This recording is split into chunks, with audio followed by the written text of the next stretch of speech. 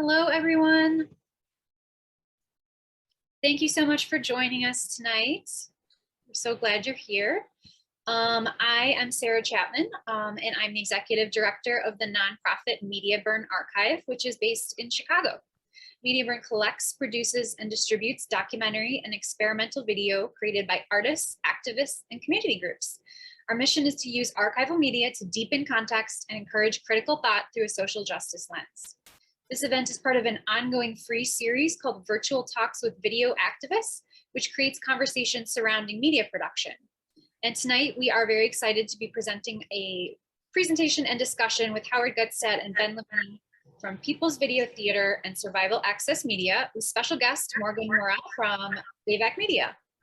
So some housekeeping. I think we're dealing with it a little bit right now already. If everyone can just keep yourself muted during the presentation so that we can all hear, that would be great. And if not, we will mute you.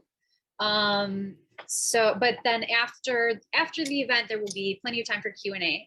And during that Q&A, you can either put your questions in the chat and we'll get to them, or you can ask your questions out loud if you'd like. And to do that, you can virtually raise your hand to be called on.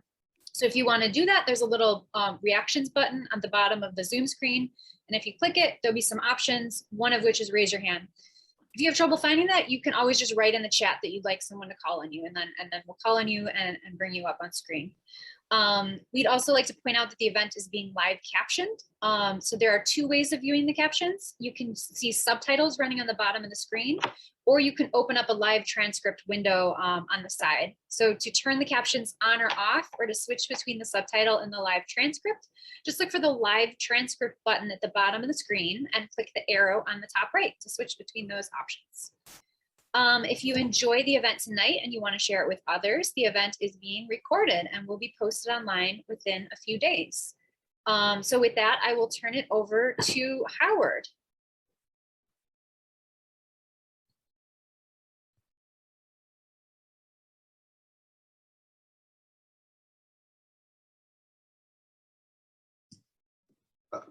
How's my audio now? It's okay. All right, so it's going to be interesting because I see a lot of familiar faces and people I'm aware that have been party to the early phases of independent video, and I suspect some younger, newer folks who would like to have a kind of general context for the work that we're going to show. Before Ben and I begin the playing of the clips, which are approximately 5 minutes apiece, we'll provide a brief context for each clip. And before playing the clips, I want to introduce Morgan at Bay Area Video Coalition, because they have actually provided all the digitizing and preservation services for the PVT Survival Arts Media Archive. So Morgan, why don't you take it away and let people know the kind of work that you do over there. Hey, thanks for the introduction, Howard. So my name's Morgan and I'm BAVC's Preservation Director. I want to thank Media Burn for having us be a part of this event, and thanks to Howard and Ben for trusting BAVC with the preservation of their incredible archive. It's really been an honor to work on this throughout the entire project and to be a part of this series. So go ahead and play the video. BAVC is now in our 45th year of operation as a community hub and resource for media makers in the Bay Area and across the country, serving over 7,500 filmmakers, freelancers, job seekers, activists, and artists every year. BAVC has gone through many changes in these 45 years, but our mission has always been to foster and create equity in storytelling. BAVC's diverse, innovative programs lead the field in media training for youth and educators, technology and multimedia-focused workforce development, visually driven new media storytelling, and the preservation of tape-based media in our state-of-the-art digitization lab. Established in 1994, BAVC's Preservation Department works with museums, artists, and cultural institutions around the world to remaster, transfer, and archive seminal creative and historical works on video and audio tape. Since 2014, with generous funding from the National Endowment for the Arts and the Andrew W. Mellon Foundation, BAVC has offered our Preservation Access Program, through which we offer subsidized preservation services to individuals, artists, filmmakers, and small organizations whose collections contain at-risk tape-based media. The expense of digitization is often a big impediment to equity. Magnetic tape was the primary mode of storage for the documentation of moving images in the second half of the 20th century, and as a result, there's a great deal of cultural memory and stories held on this now obsolete media. Yeah, so thanks for playing the video. That basically, we just want to get across the point that, you know, a lot of people need high quality digitization work, and this program is a way for BAVC to kind of perform high quality digitization services for individuals and organizations that have culturally significant works, and that artistically significant, culturally significant, and can't afford the high price of very high quality, non-mass, hands-on, fully monitored digitization and preservation work. So Howard and Ben's material was like a perfect fit for the program. I also know that Levine, another person that has been a PAP participant, is in the audience. So thanks for coming. And we've had a lot of really, really excellent collections come through. And I'm really excited to, you know, share the story of Ben and Howard's work. Okay, so for the benefit of folks who were not of that era, a couple of comments might be helpful. We started doing independent video when there was no such thing as a digital camera. There was no such thing as the internet. PBS had just started. There were 3 broadcast channels that controlled all the content from the top down, and public access was just beginning to be understood and implemented. So we were in the milieu of tremendous change culturally, politically, and in terms of media tools. So when the first Sony Portapacks became available to groups such as People's Video Theater, our contemporaries, the Video Freaks, Global Village, and of course, Raindance, we began to articulate and present the concept of an alternate media for television, or guerrilla television. And to some extent, the types of tapes that we're going to show today are representatives of the way that we explored the use of the Portapack, its extension into the video theater, its extension into public access media on cable television, and then our shift into survival arts media to explore the development of unique electronic image processing tools and synthesizers, and more immersive media environments. So the first phase of what we're going to be showing today is what we characterize as activist video in the street. And if we could have the next slide, the first tape will be a tape that we made primarily downtown within the context of the Vietnam War and flag burning. And we went out using basically cinema verite technique and encourage people to actually articulate what their thoughts are on that particular subject. So if we can play that video, that would be great.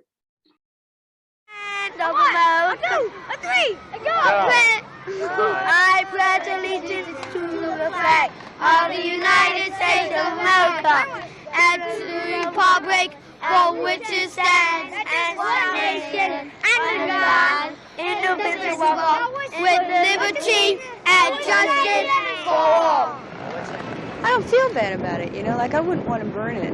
It just doesn't, it's not that much of a symbol to me. You know, it's like saying I pledge allegiance to the flag. What's that, you know? It's something that you learned in school, but I don't get angry at it. Oh, a lot of people abuse them, but I kick them away. How do they abuse them? A lot of them tell me I ought to get rid of them. A few guys come over here once, wanted to take pictures, so I didn't know what they were up to. One of them stuck one of them between his legs, and I grabbed it away from him. How do you feel about the flag, the American flag? Oh, I love it. God bless it. That's right. What does it mean to you? What does it mean? It means everything. Everything. Everything? Everything. Does that include bad? What? Everything? Everything. Everything good? Everything good. Yeah. How do you feel about people wearing his clothing and things like that? No. Disgrace. There's nothing wrong with the American flag. It's American people. That's all I have to say. Is that this thing you got over here? What does that stand for? That's an African flag. What do the colors represent? Red, that's blood. Black. Green, that's you. Do you prefer this as a flag than the American flag? Yes, tell the truth. This is my flag. And we respect the flag, so things will work out much better than what we are doing to the flag. We are defeating our own purpose by just like every country respects the flag, we got to respect the flag. Democratic and not democratic, but they respect the flag. We are here in the United States, we got to respect our flag. Right. We don't believe in anarchy, we don't believe in that. Well, it's beautiful. Very beautiful. Any particular things it stands for? Well, it's the sign of liberty. Liberty? Anything else? Equality and prosperity, I hope, for the people. It's a piece of cloth. I mean, it's a national symbol, and there's like 117 of them in the world. And people think they're the best, and I don't see any reason why anyone should be thought of as the best. It's pretty enough, but you could just as well have any other kind of symbol, too. I mean, you know, a herringull flying inverted over a pile of horse shit could also convince people it is a good national symbol, if they were told it was. I hope that people would think more about what the country stands for than what the flag looks like. Being as we just come over from Italia, what do you think of this country that they call America? I think it's beautiful, really. And what make you say that, Giuseppe? Because, look, where do you find people like this? We're all brothers and sisters, right? You know... We stick together. Look at my sneakers, look. Giuseppe, you know, this is a land where we could open up a business. What business should we go into? Let's open a pizza parlor. You want to open pizza parlor? Yeah, I want to get my fingers in the dough again. I'm making the first pizza, Stars and Stripes. Very good. Janitors wear it over here, and so do policemen. And everybody goes like this when they pass it, or they say, I pledge allegiance. What they're really doing is doing it because they have to. It's a tradition. Nobody sees anything else in the flag, I don't think. They just do because it's a tradition. They don't think nothing about the flag because the Stars and Stripes represents America. Big deal. You know? I personally think we should bring the flag back. I mean, like, you know, a lot of people just take it for granted. But I mean, we got men dying in Vietnam for it, so let's bring it back. I agree. It's very good. So one of the hallmarks of a particular period when we were most active was this really explosion of liberation movements. And this particular tape is a good example of how video kind of was picked up, grabbed, and brought out into the streets. There was, of course, the Stonewall riots, and as a result, a march was organized shortly after, in which proceeded from Sheridan Square in the West Village up to Central Park. So we grabbed our porta packs and we went with the march from downtown up to Central Park. And the next 5-minute video is an example of some of the exchanges that took place during that period. So if you could play the video, please.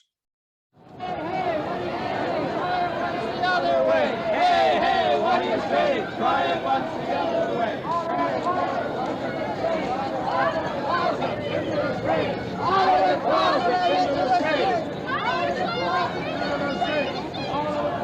I am surprised and shocked that the police would give them a permit to flaunt the fact that they're homosexuals, lesbians, or they're gay.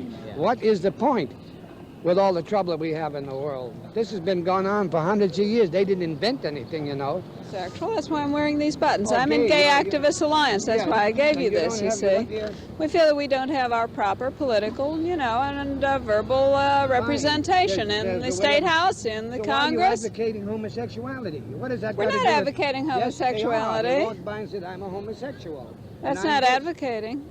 That's proclaiming. That's proclaiming. Well, what are you proclaiming? I mean, you're talking about politics. They're talking about being known as homosexuals. Well, fine, but you have to make yourself known in order to gather some political power, right? Isn't that right? We're coming out of our closets, right? And you tell me why people should be gay and why they should have gay It's power. not a matter of should be. You grow up that way. It's no choice, okay? All we want to do is get organized and get our proper representation, just like any other minority group. Now, I have to go and join my group right now, if you don't mind, excuse me. You mean what this is about? It's for our freedom. It's for not to be chased by the cops or, you know, just freedom. Do you get hassled a lot by the cops? Yes. We're from Philadelphia. Well, we're from Philadelphia, and Philadelphia, it's stricter than... Very hard. They keep you moving and moving and moving. You gotta move around the block, you can stay, you know, in And the main purpose of this is simply to give equality for homosexuals so that we'll be able to walk the streets without being hassled from people saying there goes a faggot or things like this. No, to do our thing, you know, heterosexual world, live our just own walk lives. the street and we don't bother them. So just let us walk the street. And if they don't, like they're all saying, you know, if you don't have nothing good to say, don't say a damn thing. Well, the primary objective was to commemorate the raiding of the Stonewall last year. Which is? It represented the first time that gay people have come out and fought back. They came out and, you know, rioted in response to the police harassment of the bars. First of all, there's something that has to be clarified. In most 49 out of 50 states, it'll be 48 states, Connecticut just changed their penal code, but in 48 out of 50 states, we're criminals because of what we do in bed. So that's criminal. So as a result, we can't get jobs in defense. We can't teach. That is, if they find out about us.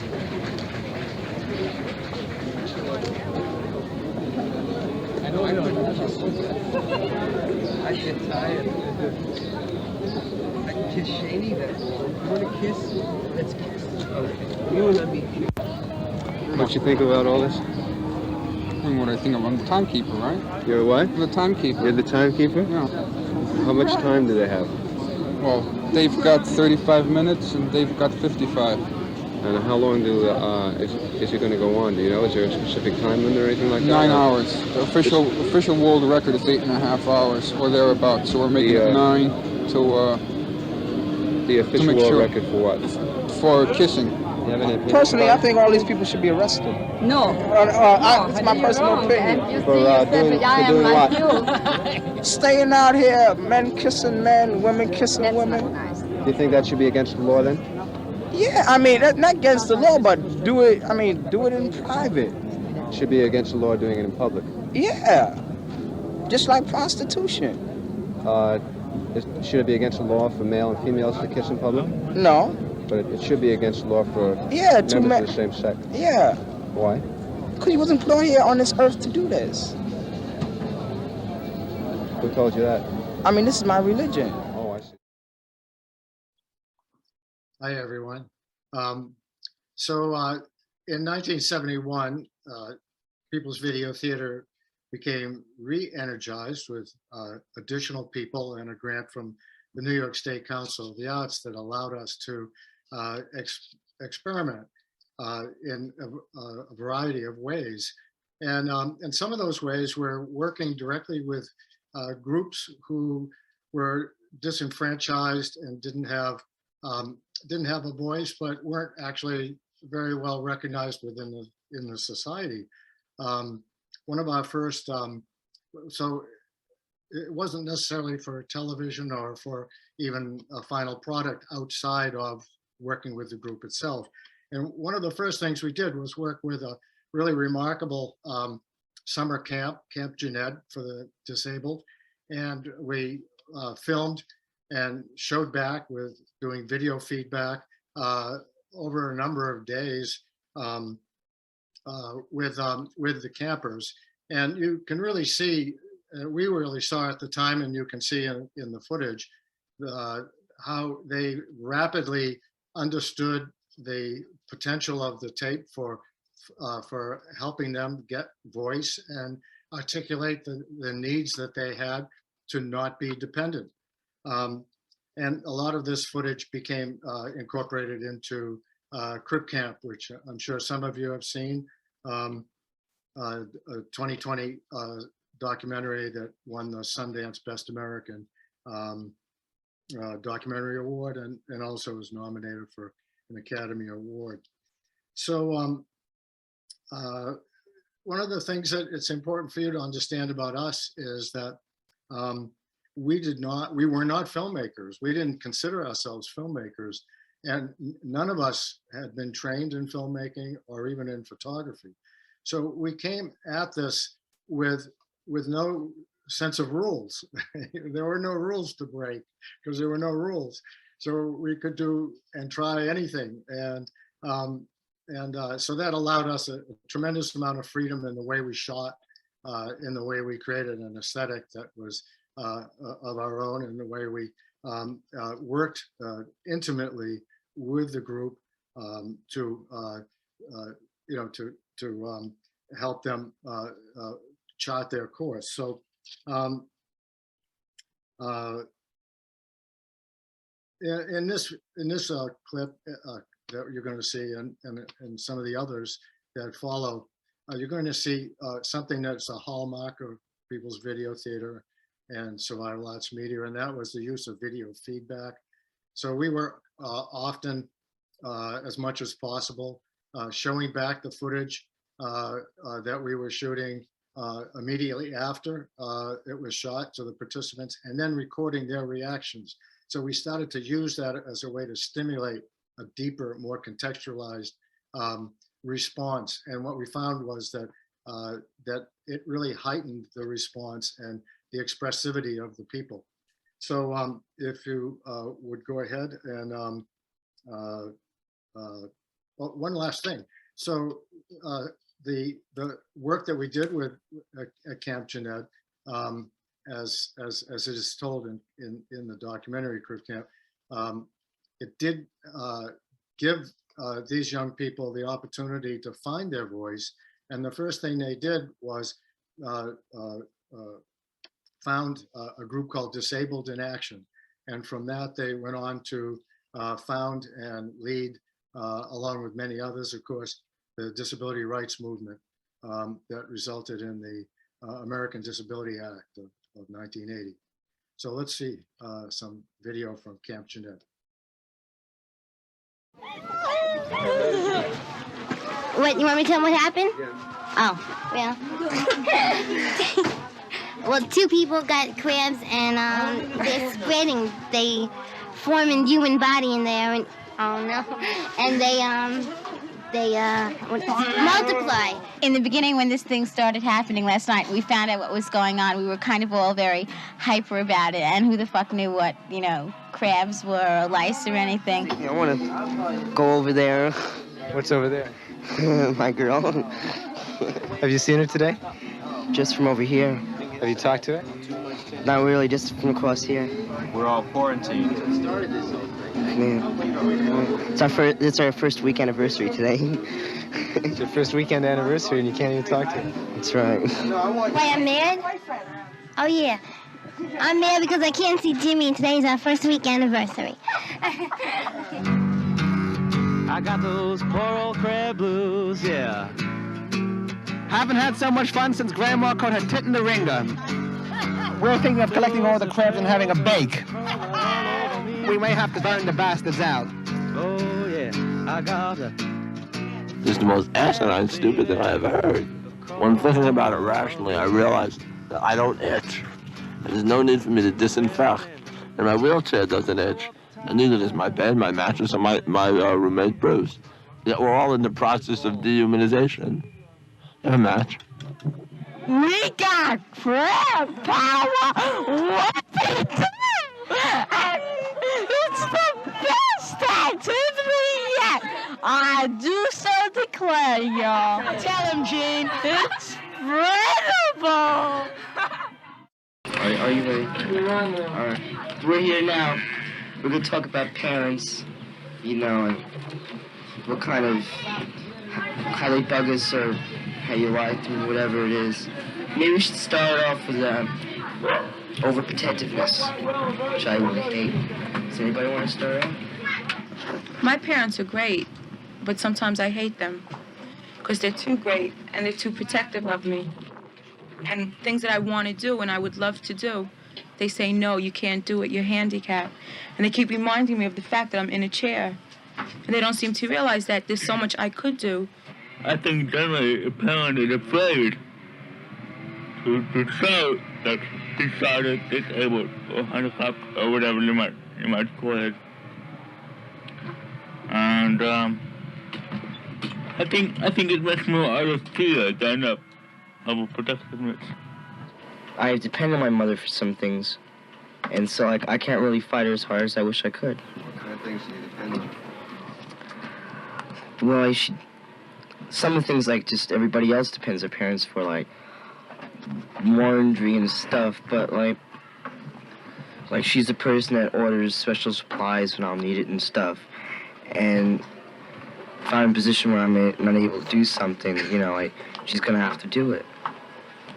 And so like if you keep on bugging your mother saying, you know, fighting her constantly, then there's gonna be a time when she's gonna be very reluctant.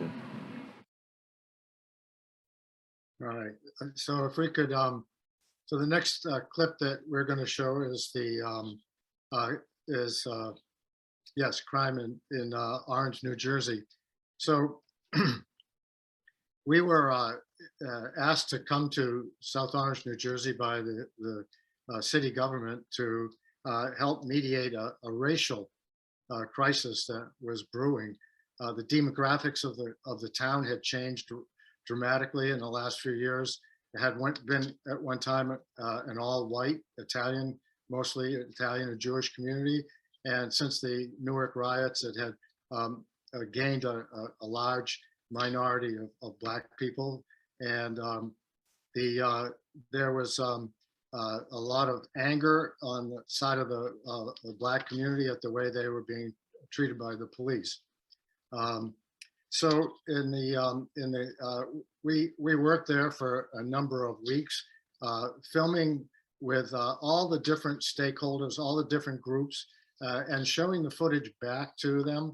So you'll see some footage of police officers who've just seen very angry Black people talking about how they're being treated by the police, and you'll see the police reaction to that.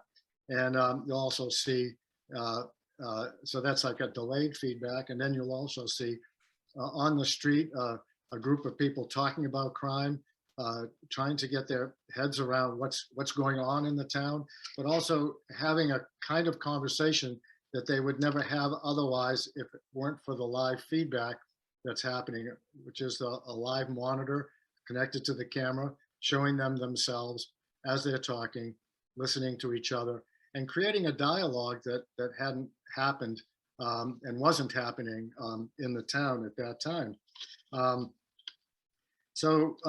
This, you see a lot of the kind of an enhanced expression, people really feeling like they can really say what they want to say. And this kind of energy has a kind of a theater and an improvisational theater aspect for us. We felt very freed to really engage with people. And it was very challenging to shoot in, but it was also very, very rewarding. We made a 50-minute edit, and we showed it it was shown by the city to the Department of Justice. And when they saw the attitudes that the police in particular had and what the kinds of things they were doing, they immediately sought the resignation of the chief of police, and they funded a complete retraining program for the police force. And they also provided some new resources for youth, because there was a problem with youth and recreation in the city that nobody really was paying attention to because of the racial issue. So let's go ahead and watch this tape that had really a lot of impact for this town. Hi, we're conducting a survey on how people feel about the problems of Orange and related to crime. You feel safe in the city? Not at night, in certain parts. What don't you feel safe about? I wouldn't walk alone here. You know, I know there's a lot of problems and things. What do you think about crime in Orange? I don't know, because a lot of people get killed in Orange. Yeah? What do you think? It's bad in Orange. Why is it so bad? Because the things I see and the things people tell me. How do you feel about the future of your kids? You think it's bright? No, not really. Because I figured if she didn't get a job or didn't get something to do, she would be out in the street just like the drug addicts. And this is what I don't want to happen to her. You're afraid this might happen? That's right. It's happened to people you know? It's happened to a lot of people I know. What do you think is going to happen here in Orange with all these cats who are getting into dope? Well, Orange has failed tremendously since I've been here, which was 65. That's when I first came up here. And Orange used to be a strong town, you know. It was very, very interested in sports as far as the high school sports was concerned, you know. But now, everybody's into dope, you know. Talking about the high school kids now? High school kids, grown-ups, everybody, you know. It's mostly blacks or blacks and whites? Blacks and whites. Blacks and whites. You know, it's a majority blacks, though. But Orange has failed tremendously since I first came here. Why do you think they're all into dope? Because it's so easy to get. I'll give it to you this way. Most of our B&Es, 90% of our B&Es, 90% of our auto breaks and entries, 90% of our muggings, 90% of our robberies are all done by addicts. Police and stuff, like the detectives and stuff, I can see them arresting you and stuff like that, but they do a whole lot of unnecessary stuff like beating you and all this, and it's really unnecessary. And it's because you won't say what they want you to say, you know. They start beating you and stuff, man. Have you ever been beaten by the police? Yeah, I've been beaten by 5 of them. The police don't understand the community, is he? That's one of the things. He doesn't understand the community, and he deals too harsh and too affirmative with the people in the community. They need to change their method of approach, their ethics, morals, as if they had none. I got smacked in the face by a cop for no reason. He did last night, him and his brother. He come out, he jumped out of the car and said one of these, bit right in his face, man. Stevie said, ow. People don't hear how we're threatened. They say they're threatened. People don't hear how we're threatened, where they're going to shoot my wife and we've had many and child. Where and, we had to put 2 policemen guarding another policeman. his house one time, and a few other officers. I had to worry about going to work while my wife and daughter were home. There's certain small group in the town is stereotyping the whole police department, and it's just not blacks, it's a few liberal whites also. And if you go to the real low colored community, you won't, and you ask them their opinion of the police department, they'll talk very well of us. Or you go to any white part of town, they'll talk well of us. It's just this very influential black group and this very liberal white group. That's right, and that's why these radicals are coming out and trying to break it down. They're trying to break down law and order. they want us to have another Newark here, and we're not going to let them if we can help it. We're going to be behind the police 100%. Stop crime. What do you feel? I feel stop it. I know 11. What are you talking about stopping now? I mean, what is it specific? SCOP, right? What is the crime that you would like to stop? Everything that's going on. The young generation's coming up today. It's their country. You feel that the young generation are criminals? Well, they're supposed to come. It's supposed to be their country now. The world has changed. The world has changed now. Right? Well, let them have the country. It's their country. How do you feel about the town? What's happening to it? Well, see, the reason. Well, I've been meditating for the past couple of weeks, trying to figure out where our tax money's going. And the way I figure, like all taxes my mother pays, like the city gives it to the state government pays to the federal government. We don't get nothing in return. I mean, look around you. What do you see around here that's worth anything? Nothing. I mean, an improvement in the last couple of years. You don't see nothing. Nothing but the store over there with pants. You don't see nothing at all. You feel safe in the city?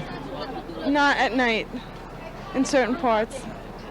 What don't you feel safe about? Just walking, I wouldn't walk alone here. You know, I know there's a lot of problems. It's a new philosophy in videotape.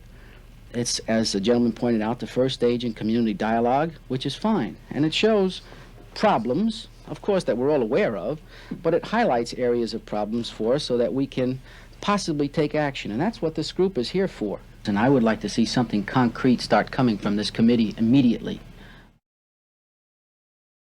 What Ben was referring to, there's something that is unique that takes place out on the street in that era where most people were not familiar with being on television or video. Having an environment which we would call closed circuit, creating a video space in which people could improvise about issues that were of immediate everyday concern. So this particular project coming up, which would be New York to San Francisco message, if we can have that slide, was initiated in the West Village. It was a live closed circuit television with several cameras. People could see themselves as they were actually performing on the street, and of course within the actual video space being displayed in the monitor. So there's a kind of mirroring that takes place that people were not familiar with and got very energized. Now, a lot of the particular props and focus on kind of drawing out people's individual creative response to the overall question, what kind of message would you like to send to San Francisco, was really catalyzed by one of our new members, Richard Ballone, who designed the poster, which is on the title slide for the program. And Richard was a graphic designer. And he really brought a certain kind of creative spin to everything that we proceeded with. So you'll see him in the opening shot playing drums on the street. But anyway, it's a little ode to Richard, who is no longer with us, but we miss him dearly. And one last comment about the intent of this project. So we were friendly with Skip Sweeney here in San Francisco, who was running Video Free America at the time, was really the West Coast video theater. And we were kind of one of the few East Coast video theaters. So we designed this project to be out in the street, get people's responses to sending a message out to San Francisco. And Skip complemented that with recordings out in the street in San Francisco, which was sent back to us. And the tapes were respectively played in the East and West Coast video theaters, I think becoming the first Trans-America video theater handshake, so to speak. But anyway, it was a lot of fun to do. And I'm particularly fond of this tape because I really feel that people like step right out of their boots and express themselves creatively. So if we could play the tape.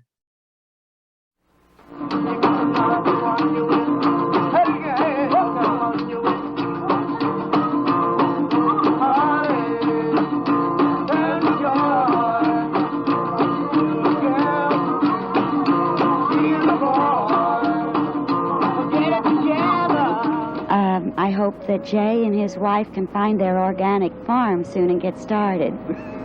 That's it, Jay Westbrook and his new darling bride. And lots of luck, everybody. Stay healthy, happy. Let's stop all this fighting, right? You talk. I'm embarrassed. Bye.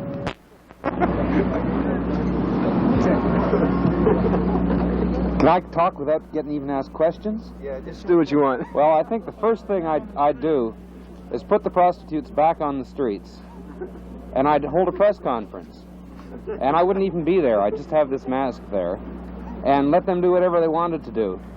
And responsible journalism wouldn't report on it. And I think the next thing I'd do would be declare myself not a candidate for president. And after I've done that, I'll go back into the back room and sit down with all the back room guys. And I don't think then after that I need to do anything. I think it'd all just happen automatically. We have the money now.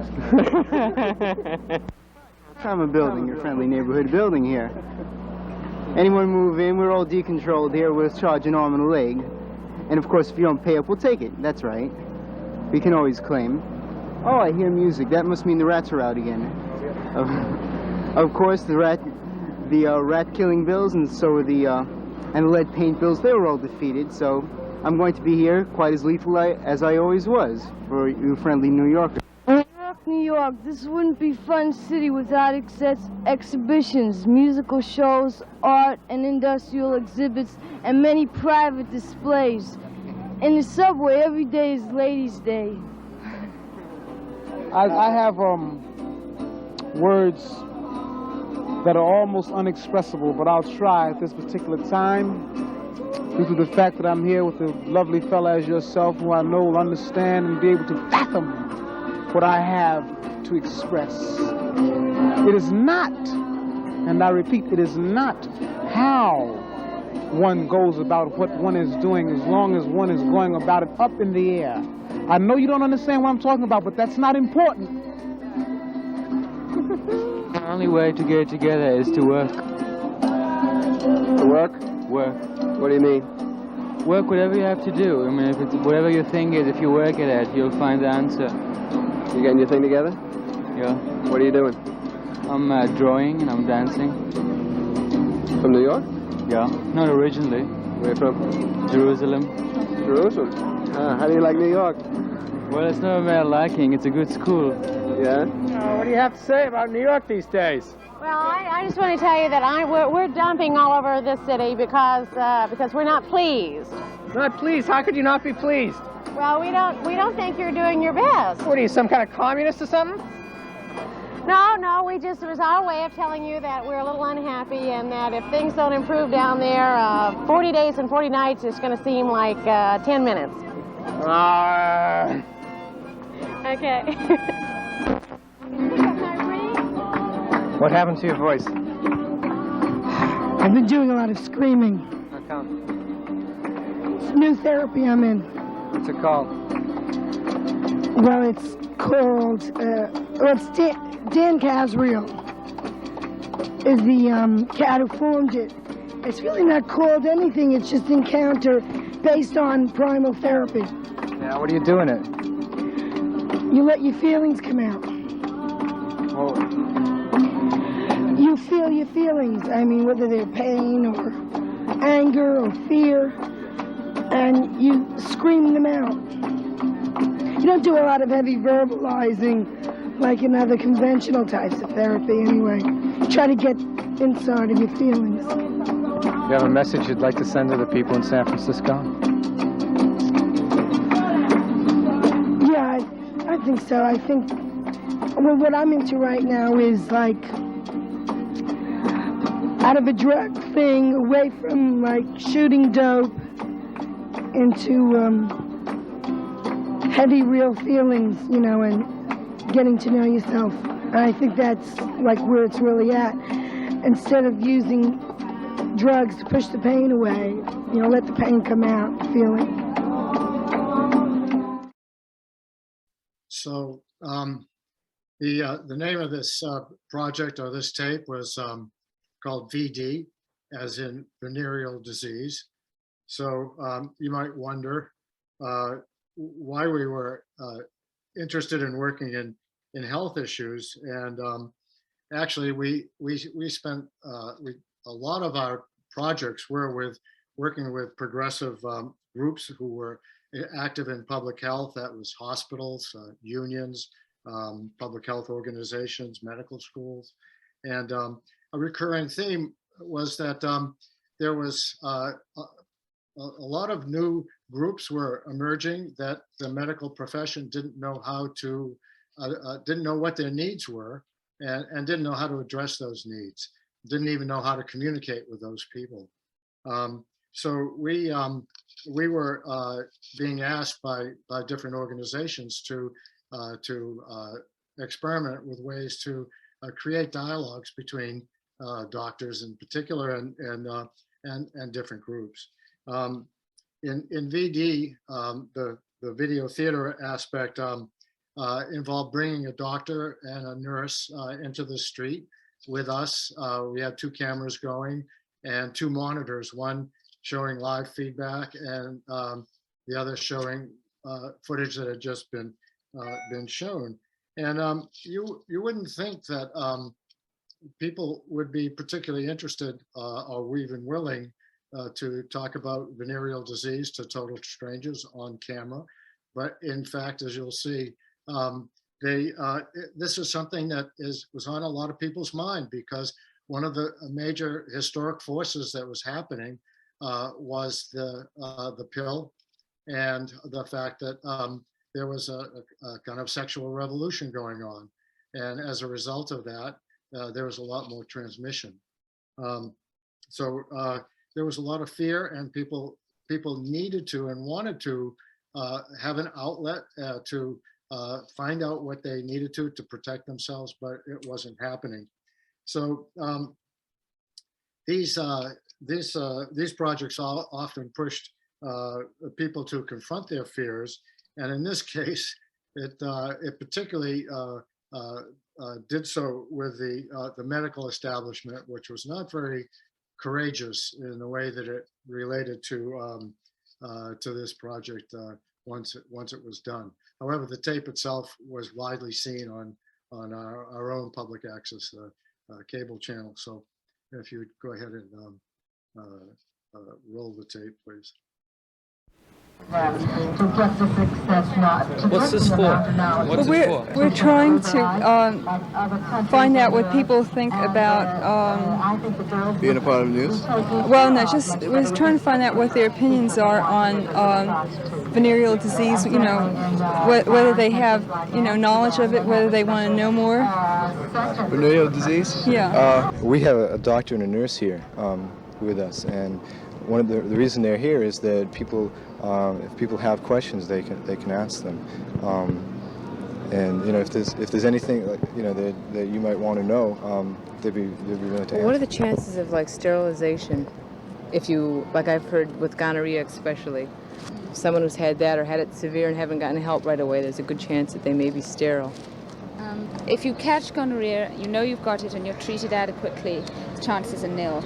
And that's what's the important thing. What about like people go to health clinics and they'll get a couple of penicillin shots? It works, but it's not working for most of the people here. It clears up then. I mean, is there still a chance it hasn't cleared up though, that it's still there? No. If you go to a clinic, they diagnose you of having VD, they'll probably give you enough in the shot right at that moment to clear up that disease. We're telling you how to recognize the symptoms of it. Well, I always go up to that place where the city gives you. You don't have to worry about anything. Where's that? What, you're from? The city? No. You are going to the health clinic for 10, 12 years. Which health clinic would that be? 9th Avenue and 28th Street. Have you ever had syphilis? Oh, I've had tests for syphilis, but I've had gonorrhea. Is that what you're talking about? You're talking about drugs. We're talking about venereal disease.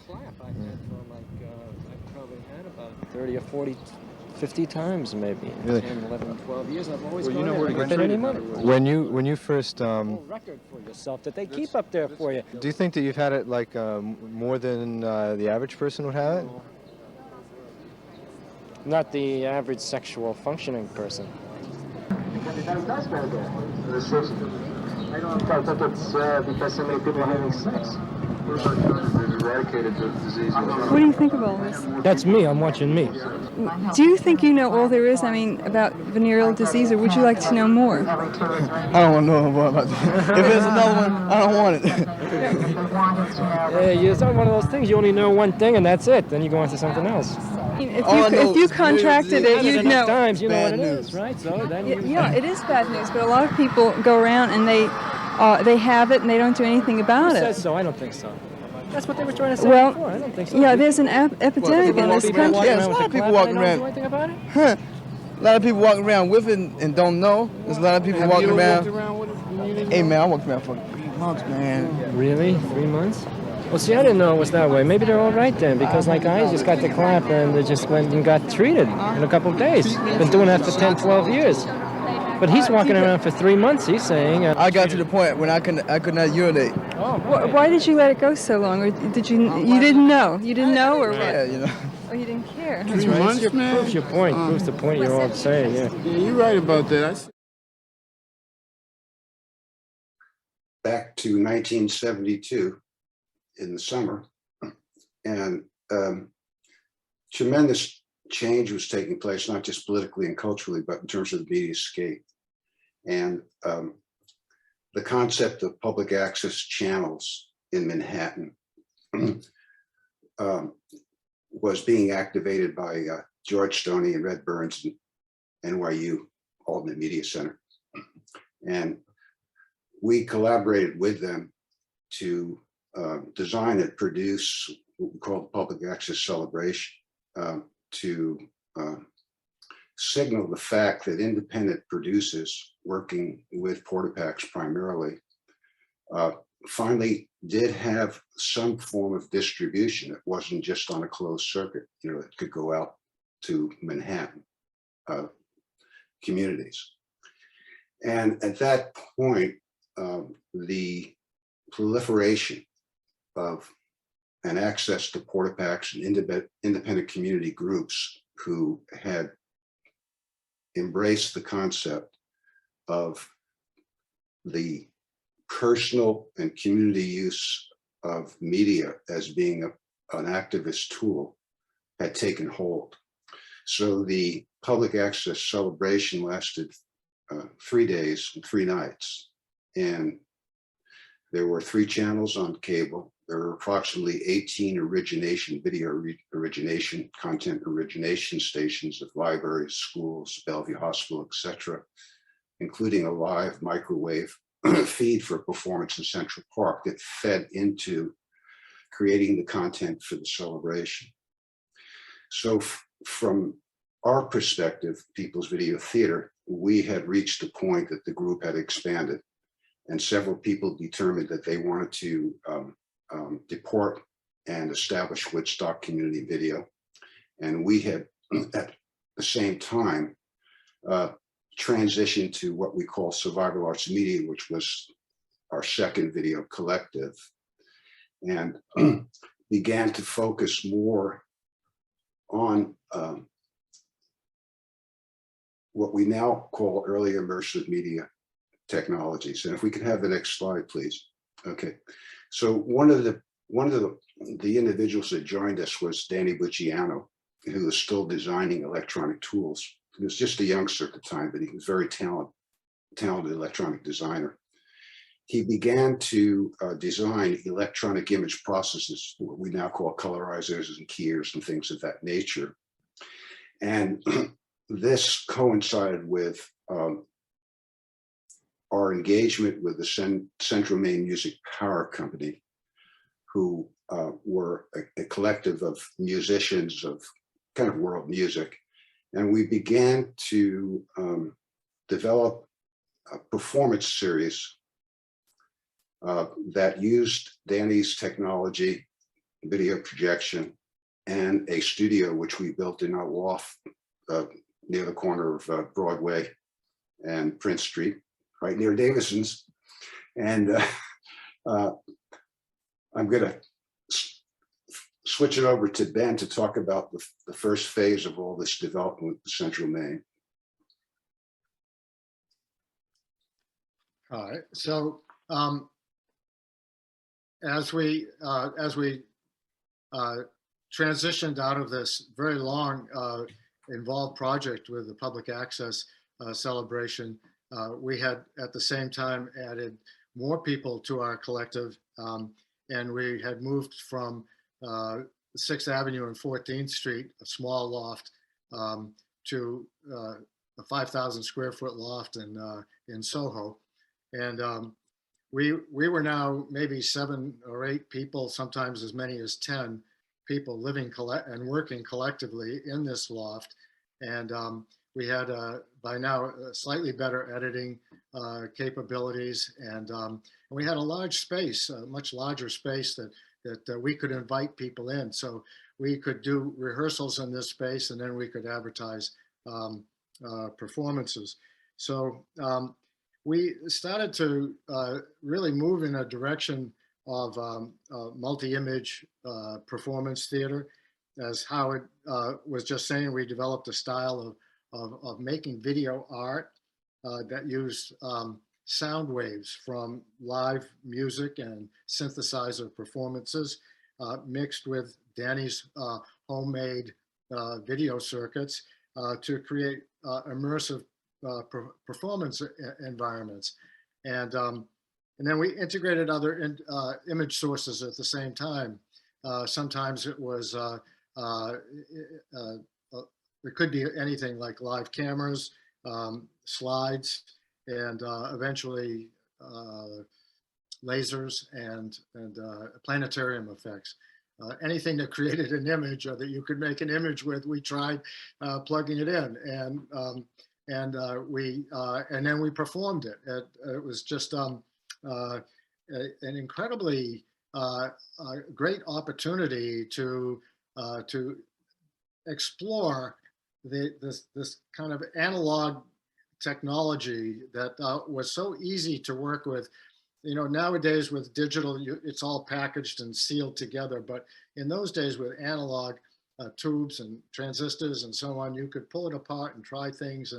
And so we were able to really create amazing images, as well as working with Central Maine Power from Maine, of course, with their new age music. It was also a very spiritual event, a very spiritual experience. And for us, who had been living now for years in a technological environment, gritty downtown New York as well, it was a kind of a spiritual grounding for us to work together in a new way to explore video. So one thing I'd like to say is that because especially we were working with the very early video projectors, they weren't very powerful. So everything we did was in very low light. Often it was in black and white, or it was colorized. And what documentation we have from that period was not filmed in a way that allows you to see the full force of the imagery. So just bear that in mind. You're looking at black and white renditions of some very, very colorful things. Let's take a look.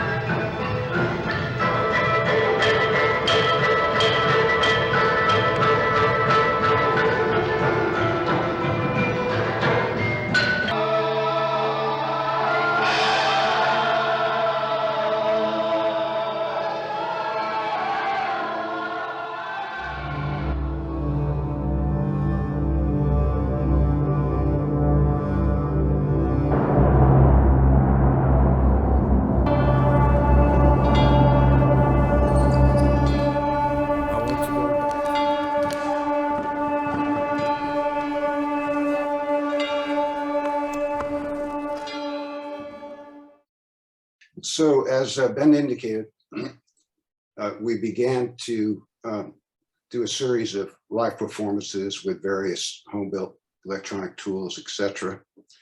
And we gravitated to ever increasingly technologically sophisticated environments. And at that time, planetariums actually represented a good opportunity. And the Strassenberg Planetarium in Rochester was actually noted for being perhaps one of the most advanced computer-controlled planetariums of the time. This is about 1975.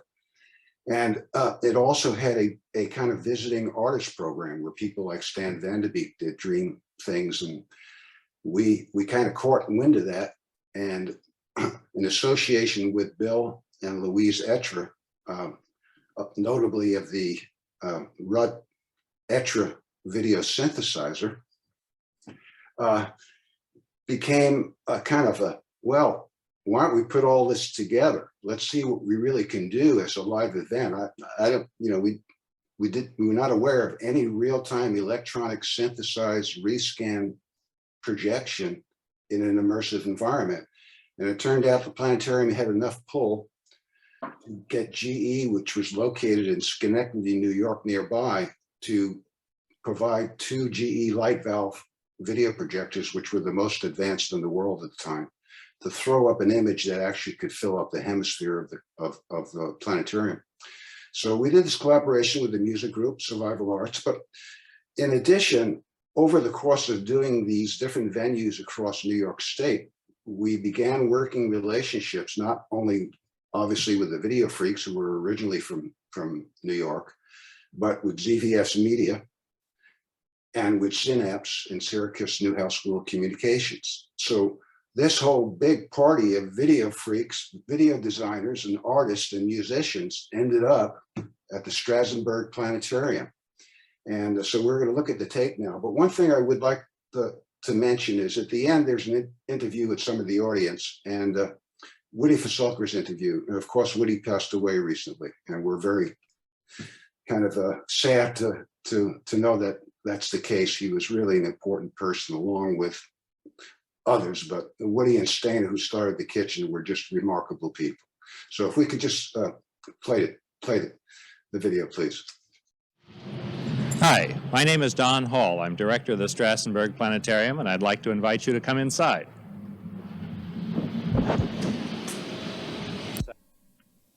The physical setup for polyfusion was, of course, in part generated or governed by the natural environment of the planetarium, a round room with seats arranged in concentric circles around the center.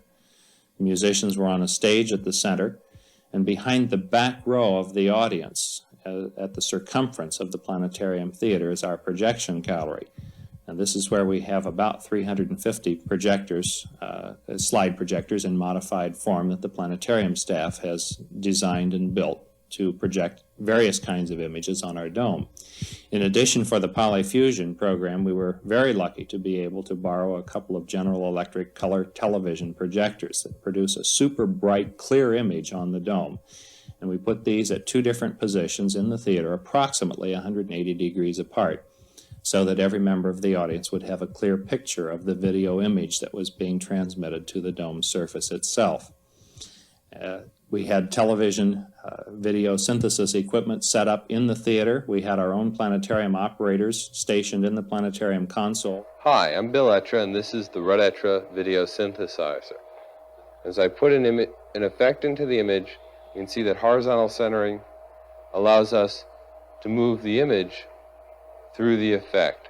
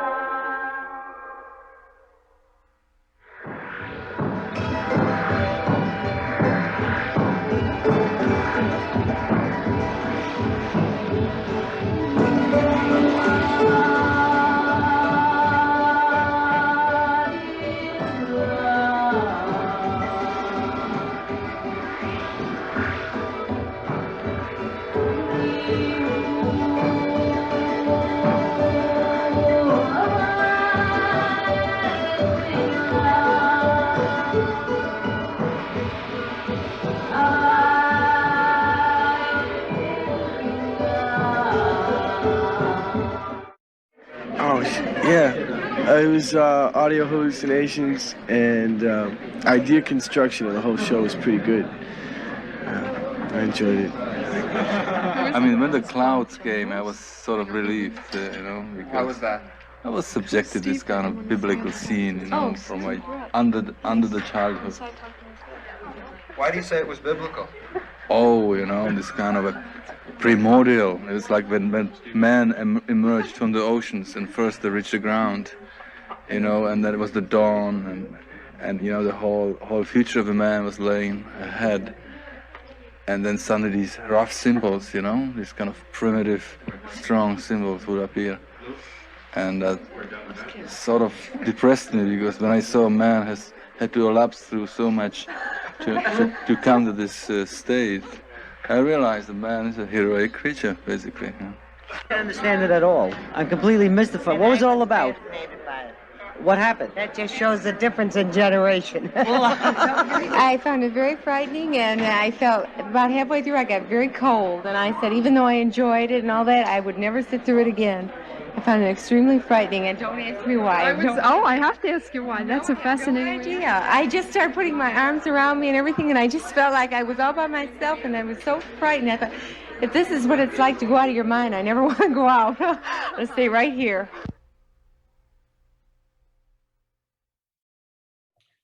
Okay, so this is the folks who were involved with both the People's Video Theater and Survival Arts Media. And I think at this point, Sarah is going to begin our Q&A if there are some questions you'd like to try to address them. Yes, we have a little bit of time left for Q&A. I know we're kind of running late, but we'd love to hear your comments and questions. There's a lot of people who are intimately involved in this history here, and we'd love to hear from you. You can type in the chat. You can use the raise hand button. If you can't find that, you can type in the chat that you want to be called on. And yeah, who wants to ask the question? I think I did see there was one unanswered question, which was Ron McComb a part of the Late Show team? Someone had asked that earlier. I'm not aware of him being involved with a particular work. No.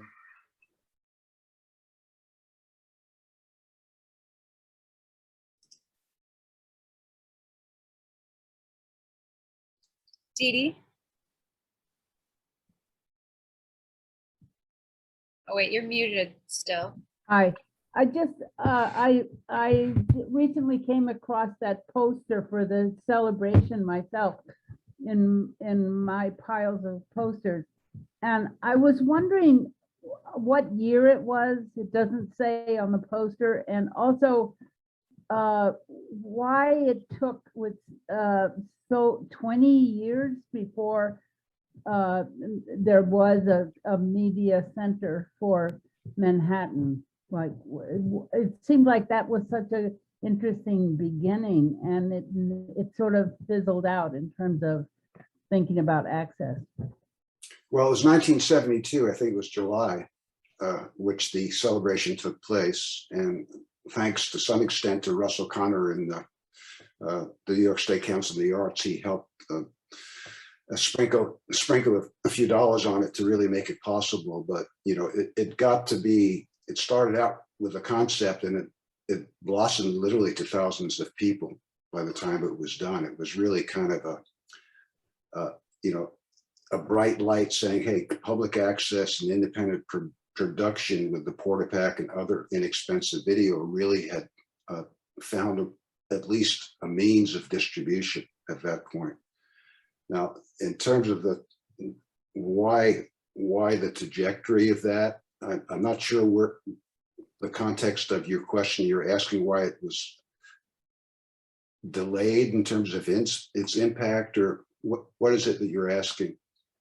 Well, there was the Manhattan Neighborhood Network wasn't established until 1995, I believe, that there was an actual building and a space for people to actually make video. There was a commercial studio, Metro Access, but that certainly wasn't public access, and you had to pay for it. So, well, I'm sure it had to do to some extent with the intricacies of the franchise structure and corruption. Yeah, and also Sterling dropped out of Manhattan. Teleprompter, I believe, stayed. Public access has always been a difficult issue in almost all communities. You really had to, when I was in Jamestown with the Jamestown Community Center, we had public access there, and I had to fight to get the community college to get a feed into the public access channel. So it's always a bit of an uphill battle. But there are a number of systems around the country that really were the proving grounds for a lot of independent producers in terms of creating television content, and other people who are working in that field probably have more specific information than I do. Yeah, I would just add that there were other options in New York that didn't exist in a lot of other places, like Downtown Community Video was very active in providing access to people. So that might help explain it a little bit. So Skip and Davidson had two questions. One of them, I sort of know the backstory, it's not listed here, but they put this email address for this guy, Ben Diamond, who's been reading Radical Software, and he wanted to know about a New York guy who listed his tapes named Danny Stein. And this seems like a room of people who, if anyone knows Danny Stein, email this guy, Ben Diamond. They put his email address there, or you can reach out to me afterwards. No one seems to know, but he had a bunch of tapes listed in Radical Software. But their other question was, how were your videos publicized, and how did viewers find them? Well, that's been a difficult issue, because aside from Radical Software and a few listings in cable television news magazines, there was very, very little exposure. I mean, the Video Freaks had probably a lot more video exposure than we did in terms of TV kind of projects and stuff that really got out into PBS. But for the most part, during that phase leading up to public access, it was really just playing stuff in your loft theaters. And then, of course, Lanesville TV put up a local UHF television channel. But, until public access, the scope of distribution was really very constrained. I mean, looking back from where we are now, where any moment you want to, you can shoot a video up on the net and have it go to whoever you want. Or if you really, even a professional producers, you can from a cloud spin a channel in 48 hours in almost any country in the world. So it's a totally different environment. I mean, for example, when Crip Camp was picked up and promoted by High Ground, the Obama's production company, in a partnership with Netflix.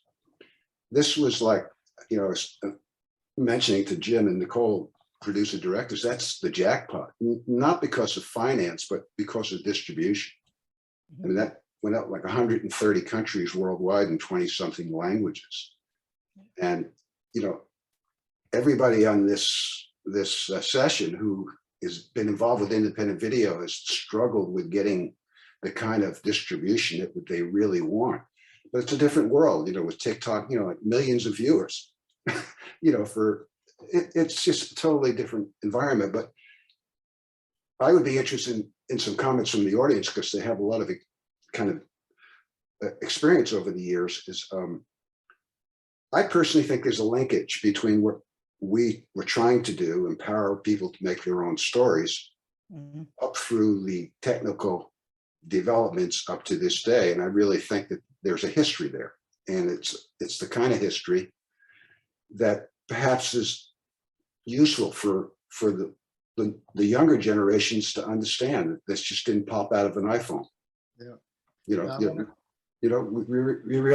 really did lug those 16-pound camcorders around, and we took a, those pivot. It wasn't so easy.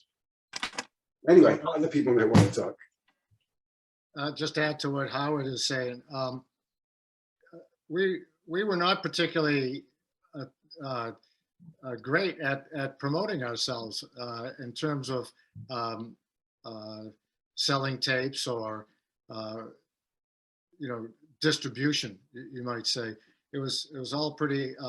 First of all, we were not a very big group at the beginning, and we would do projects, and we'd go from one project to another. It was pretty exhausting, and we didn't have a lot of time to sit back and say, well, how are we going to let the world know that we just made the VD tape? And then, but at the same time, sort of serendipitous things happened. Somehow German television found out about the message to San Francisco and asked us to make a message to Germany from Manhattan. It didn't turn out to be a particularly great film, but we did it. And also, I think message to San Francisco, I think, was one of the very first videos that played on European television. So things happened, but they didn't necessarily happen in a way that either got the video in front of people's eyes or set up an economy that returned income to you so that you could grow or do more. And that was also very draining for, over time. But I think, Howard's right. And if you're willing to wait 50 years, then you have the historical perspective. And if you're lucky, your footage and all of us, all these groups have wonderful footage that can be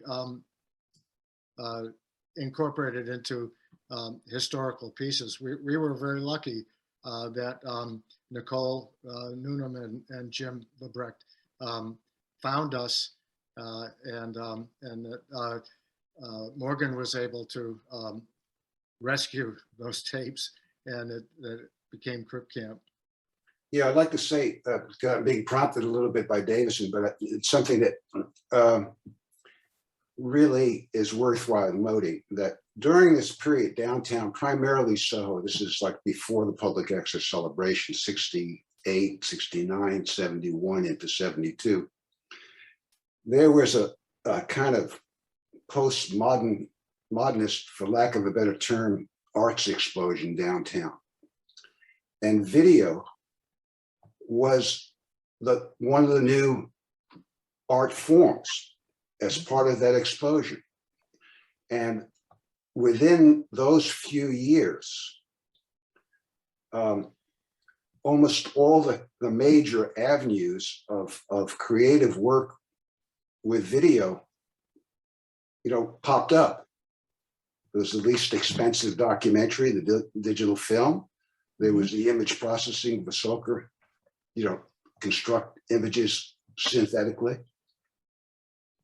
There were multi-channel pieces that really were very little precedent in film or anything else. And there was this incredible community spirit. And then its extension into the Soho Cable Network, Artist Network.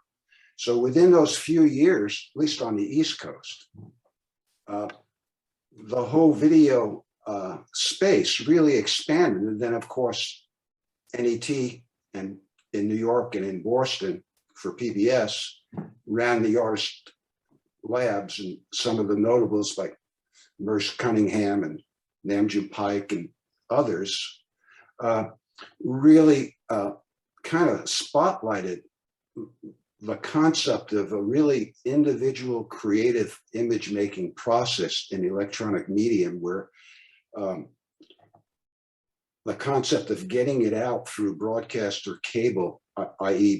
distribution, really represented a new frontier. And all these things coincided with, to begin, really what one could say is really the electronic imaging era from a creative perspective. And if anybody wants to sort of add or comment on that, I'd be glad to have you do that. Well, I think you're right, Howie. This is Louise. With video, there was an immediacy in terms of creation that you never really had before. And you could shoot it and erase it. You could do closed circuit, and you could broadcast it, and everyone in the world, like you said, could see it, or it could go to a museum. I curated a show for Caracas, Venezuela, and 25,000 people showed up for this exhibit of video art. And I was just so amazed. How could that be? And then I was told by, I think it was Russell Connor, well, it was the first time they ever saw color television. So it really wasn't video art at all. But in terms of the whole Soho scene, it was a place where people could afford to live in those early days. And you had people like John Alpert and Downtown Television, and of course the Kitchen and other places that sprang up. And people as a community were very open to collaboration because no one had everything. People needed other people to get the job done, like polyfusion, astral projections. I mean, that was a massive effort to pull all that gear together. And it was a great sensation of having that community, you know, create something. I'm sorry that woman was scared. I never saw that part, but I thought it was an amazing production, and it changed my life a lot in terms of being able to see what could be done on that kind of scale. And that, you know, eventually led to, you know, the work in Japan. So. Yeah, no, I think it's really noteworthy. It did kind of feel like the birth of video as an artist medium in that period. Yes, television existed, it was being broadcasted, videotape machines had begun to be used, etc. But the actual determination of the individual media collective to culturally, visually, and politically decide what content was really relevant to themselves, their community, and the era was really a very unique phenomenon. And this is, I think, you know, if I were talking to the folks coming up through media school right now, saying, you know, even with all the tools and the interconnection and the instantaneous huge global networks you have, there really wasn't quite anything like the excitement at that time. No, it was like a new era. Great presentation, guys. This is wonderful. I wondered if before we end, if Morgan wanted to say anything, just a little bit, anything about the issues of preserving content like this, and if there are people in the audience who have this content, if there's anything they need to know about it, how much time they've got left, if you're still here, Morgan. Yeah, definitely. I'd be happy to. This work is becoming harder, more difficult, more expensive to do. We're reaching the point where things are starting to fail. As far as the tapes are concerned, there isn't often too much problems with the tapes to a degree. If the tapes have mold on them, then we have to send them to a mold remediation specialist in New Jersey. It costs $150 just to get the mold cleaned, and then we charge also to transfer the tape. If they're stored well, it's not a super big deal. Luckily, you know, tapes that are in Southern California or in the Southwest don't experience mold often because it's too dry for mold. But in places where there's moisture, you will see mold appear on tapes. It's like these big white cakey chunks on the tape. It happens from time to time. It's not super common, but usually when we're getting tapes, they are experiencing sticky shed syndrome. Basically they are just so old that they're starting to stick together and shed the oxide. There's a lot we can do to stabilize those tapes. We have a scientific oven where we bake them. There's varying levels of decay, but for the most part, we are not experiencing so much a problem with tape decay and deterioration. You know, the community has found ways to address those issues that are, you know, if they're not moldy, are generally cost effective. The problem is dealing with the equipment. we, just as an example, 5 years ago, I could buy my favorite VHS deck for $500. Now it's $2,000 on eBay, and it might not even work. And this is VHS, you know, like, given there are other options for VHS transfers, but the ones I like have become unaffordable, and it's just not going to get better anytime soon. We're lucky that, you know, every once in a while I'll dig through the closet, especially since we just moved. I was digging through the closet and found head drums for some of our decks that would otherwise cost me hundreds of dollars. And luckily we have somebody who knows how to read a manual and can do something like a head drum transplant, you know, but it's the people who can do the work are disappearing. The equipment is disappearing. I'm basically just hoarding as much equipment as I can at all times. Luckily my boss is amenable to this and lets me put stuff in a storage closet somewhere, because otherwise I wouldn't even know what to do. I wish I could show you. Across the hall I have like a pile that's like 3 feet wide and 7 feet tall, just filled with like Sony half-inch decks. You know, this pile, like essentially a graveyard of Sony half-inch decks. And, you know, this half-inch deck material that we did was really great, and in a sense, our half-inch workflows are constantly evolving. We have a technician that can install an amplifier in them that will send us the RF off the heads that we can use to do improved dropout correction, improved time-based correction. We're getting better and better at transferring these tapes, the more we're seeing how to deal with tapes that have deteriorated like this, because, like, to be clear, like the gear that was created, they were recorded on, that these were edited on, was not made to play back tapes that are in the condition that they are now. And so we are having to find new ways to play them back and do a better job of playing them back. And also the equipment that digitizes video signals that is available commercially now is not meant to digitize tapes that are in the condition that they are now, or even the older formats. You know, they're made mostly for people digitizing beta or VHS. So we're kind of stepping outside of like we're in a bit of the Wild West. Luckily, the archival community has been very supportive. Not just BAVC, but, you know, we find stuff, when we find new ways to do stuff, we write reports about it and feed that to the archival community, and then they take it on and they do stuff with it. And they write reports. The archival community, the Association for Moving Image Archivists, are very into open workflows, discussing the work, not keeping secrets. And I think that that's been very, very helpful in us being able to do this kind of work. But really, you know, what it comes down to is like having the funding and having funders who are willing to fund this work. And what BAVC doesn't want to do is, like, we don't want to become a business where our business model is make money by digitizing tapes. We want to be a nonprofit that serves the community, that serves artists and organizations, and, you know, pays our workers a good wage to live in the Bay Area, which is becoming harder and harder to do, as you may know. So it really is our goal to do the best job that we can. I actually, that favorite VHS deck of mine, my technician and I were actually modifying it to be able to read the RF easily off those, so that the transfer technicians can do tape path adjustments on the fly and get better. Like we are improving our workflows for every format just about every day. So it's hard work, and really it comes down to like us being able to advocate and get funding and keep doing the work that we care about. Well, you guys did a good job for us, and Perfect. And, you know, just for those who haven't seen Crib Camp, the first third of the film is actually half-inch video recorded back, what was it, 1971 or something like that, and you know, it really provided a historical document as well as the foundation for the film.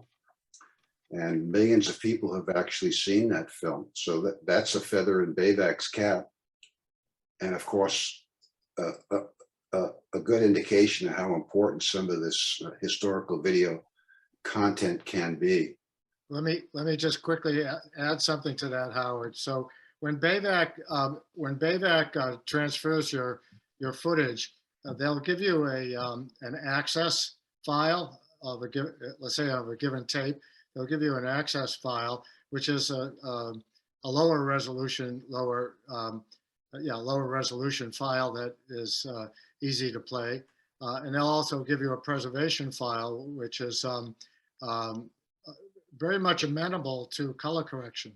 So when you see that footage in Crip Camp, you're seeing footage that has had the benefit not only of BAVC's pass on it, but then of being incorporated into a sophisticated documentary making system where some of the best editors in the country are applying color correction. And, you know, even the footage we're just showing you tonight that wasn't color corrected, I just think it's so beautiful, that velvety look of that early video. It's just so wonderful. There's something primal about it. But then, you know, when you add the color correction to it, you really have something you can work with that's really substantial. And I just remember when we were shooting in 1970 and 16 millimeter filmmakers would say, "Oh, this stuff sucks. It's no good. You know, it's all, you can't shoot in color, and it's low resolution and this and that." But it really has some body to it, and it's thanks to, you know, what's coming out of BAVC shop and Morgan's expertise and learning this new, you know, how to apply these technologies. So thank you again. Yeah, and thank you to MediaBurn for working to develop this archive of early video content and making the process economically feasible for many people who would otherwise probably not be encouraged to take some of this historical content and preserve it.